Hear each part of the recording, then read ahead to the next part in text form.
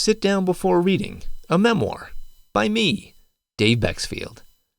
Chapter 19, The Writing is on the Wall. Could I possibly be misremembering that tick bite?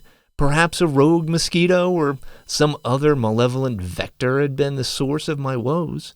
After all, being a world traveler brings its own set of question marks. While many of our exotic travels were a decade or more in the rearview mirror, who knows what zebra one could pick up wandering the Kenyan outback, fishing for piranha in the Amazon rainforest, or trying on snakes in rural India? Maybe whatever infection I have had lay dormant all these years.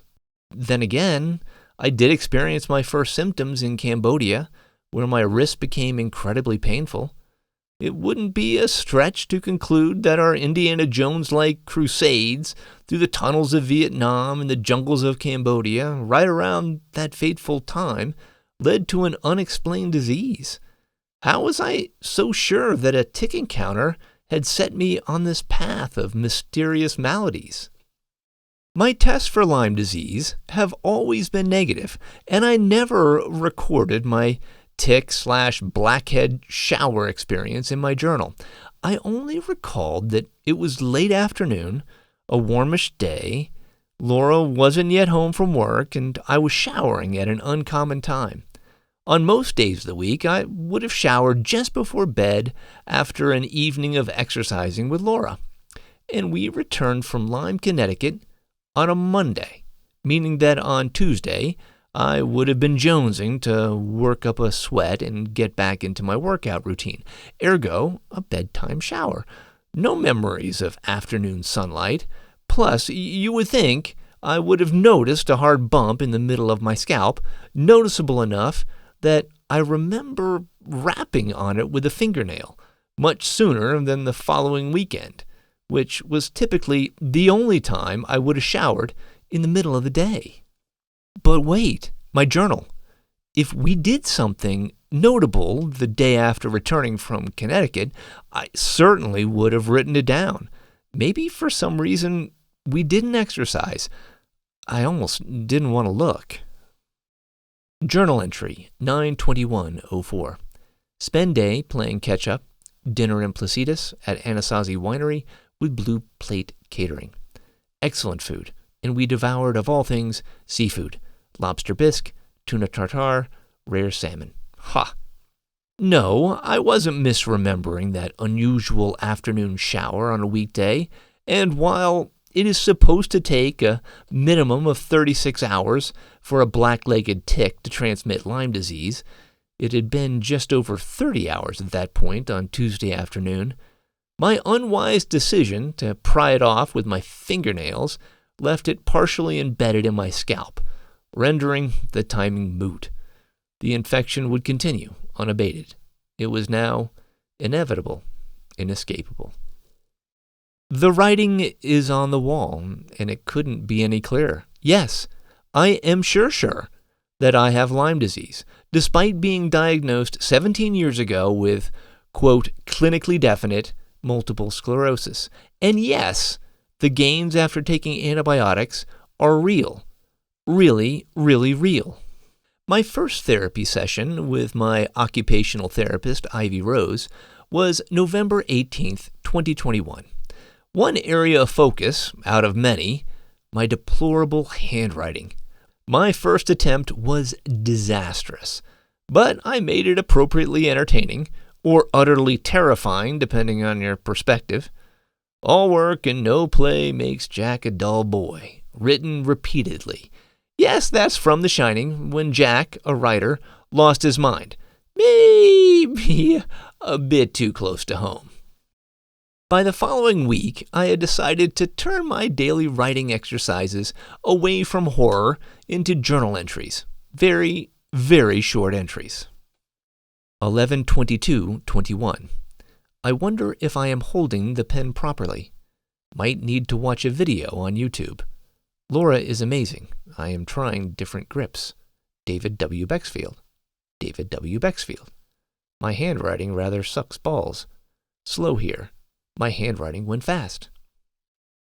Gradually, as the antibiotics worked their magic and my endurance improved, my scribbles looked less doctory, more writer-esque. Less than 3 months later, I could do this. If you squint just so, you might be able to see the improvement. 2/11/22. The results of yet another Lyme test came back predictably negative. Sigh, still reaching out to doctors with no success. Madness, my PT is going well. I did 13 minutes, just legs, on the new step. I'm getting on and off the floor easily, did gangbusters on the Riften tram, walking device, and standing wheelchair. Even managed one-legged high kneeling with assist. Feeling so good that I booked a 2-night stay at 10,000 Waves in Santa Fe with an 80-minute massage for Laura. This is our first night away from home in 2 years. 10,000 Waves requires masks, both vaccinations, and a booster, which lowers the risk and stress. Unbelievably, I wrote that, clearly, using a pen and paper. In the past 2 years, my handwriting had devolved into signing my name illegibly as I gripped the pen as a toddler might, a clenched fist, or as someone would hold a switchblade preparing to do that trick where you stab the table between spread fingers at great risk of bodily harm. Strangling a writing utensil is not conducive to good penmanship, so if anything required more than an X, Laura was tasked with yet another extra caregiver duty. Now, after practice and patience drilled into me by Ivy, I could scribe a full page by hand, one that others could actually decipher. Once again, I could include personalized notes on my typewritten Christmas cards instead of signing them just Dave, which receivers could only make out by the D. But I was most excited to pen my 29th anniversary card to Laura, the contents of which are a bit too personal to share, even for this oversharer. And my legs! When I started exercising on my seated stepper, I couldn't budget using solely leg power. 2 months later, I could pedal using just legs for a total of 15 minutes, including stretches that extended for as long as 5 minutes uninterrupted. I might not be joining Le Tour anytime soon. Jonas Vingegaard and fans of the Dane cyclist can relax, but my advances were unmistakable. My therapist soon introduced me to the Riften tram, a contraption that lifts the harnessed user up to standing so that exercises and walking, yes, walking, can be accomplished safely with support. Despite having legs with muscles so atrophied that the only legs they resembled were those drawn on stick figures, in time I was doing a full lap circuit in my home. The faucet of gains kept gushing. In the spasticity department, I had weaned myself down from 60 milligrams of the muscle relaxer baclofen to 30 milligrams daily, a dramatic decrease.